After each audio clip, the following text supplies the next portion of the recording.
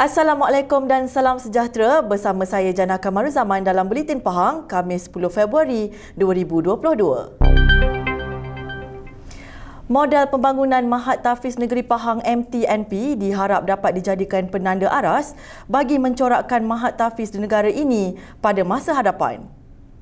Kebawah Duli Yang Maha Mulia Pemangku Raja Pahang Tengku Mahkota Tengku Hasanah Ibrahim Alamshah Ibni Al-Sultan Abdullah Ri'aituddin Al-Mustafa Billah Shah bertitah, ini berikutan MTNP telah mencipta kecemerlangan dalam pelbagai segi.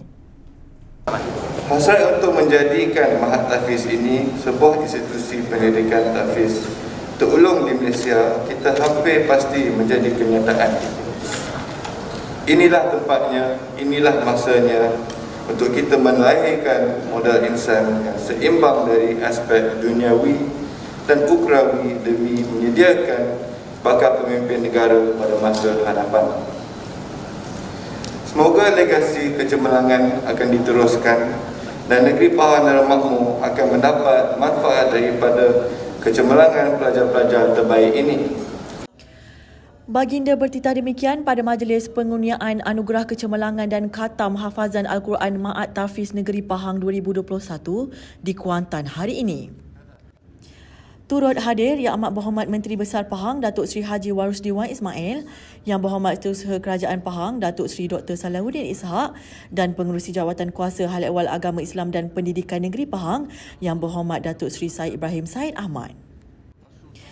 Baginda turut menzahirkan penghargaan kepada Yang Amat Berhormat Menteri Besar Pahang yang sentiasa komited dalam memastikan Mahat Tahfiz sentiasa berada di landasan seperti yang dihasratkan oleh Kebawah Duli Yang Maha Mulia Seri Paduka Baginda Yang di-Pertuan Agong Al-Sultan Abdullah Ri'aituddin Al-Mustafa Billah Shah Ibni Almarhum Sultan Haji Ahmad Shah Al-Musta'in Billah. Baginda turut menzahirkan pandangan berkenaan pembukaan pusat tahfiz yang baru di negeri ini perlulah disemak terlebih dahulu dengan teliti dan pusat tahfiz sedia ada perlu sentiasa diperiksa demi kebajikan semua pihak. Baginda turut bertitah supaya memastikan semua perkara dilakukan secara bersungguh-sungguh dan dapat disiapkan dengan sempurna.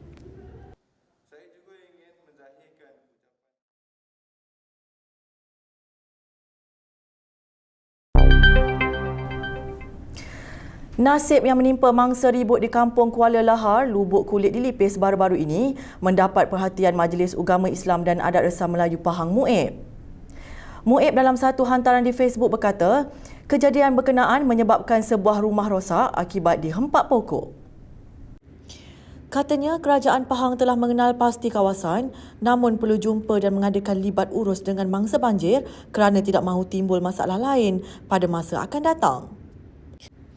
Beliau berkata demikian ketika ditanya perancangan penempatan mangsa banjir di Pahang pada sidang media selepas menerima borang keahlian UMNO daripada Ahli Bersatu Bahagian Maran di Kuantan semalam. Selain itu, ditanya dakwaan beberapa pihak, kononnya kerajaan negeri meminta penduduk memulangkan geran tanah jika dipindahkan ke lokasi baru. Warusdi menyifatkan ia sebagai kabar angin. Mengulas lanjut, beliau berkata beberapa cadangan jangka pendek sedang diperhalusi dalam menambah baik pengurusan bencana di negeri itu. Katanya ketika perjumpaan bersama dengan pegawai daerah dan jurutera Cameron Highlands, mereka membangkitkan supaya diadakan penggera bagi kenal pasti pergerakan tanah selain memberi khusus kepada komuniti kampung mengenai cara menyelamat mangsa banjir.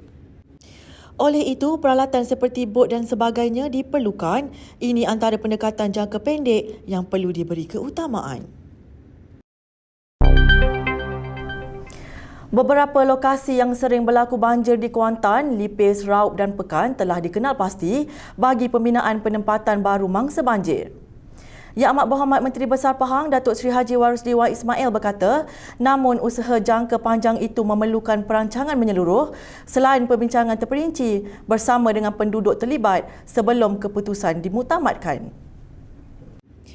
Menurut hantaran itu lagi, kerosakan itu melibatkan beberapa keping atap di ruang tandas rumah dan juga beberapa batang kayu atap.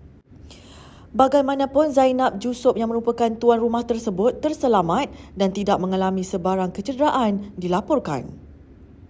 MUIB Lipis hadir menghulurkan sumbangan wang tunai kepada mangsa yang disampaikan oleh Pembantu Hal Ehwal Islam MUIB Daerah Lipis, Ustaz Yuswari Maha.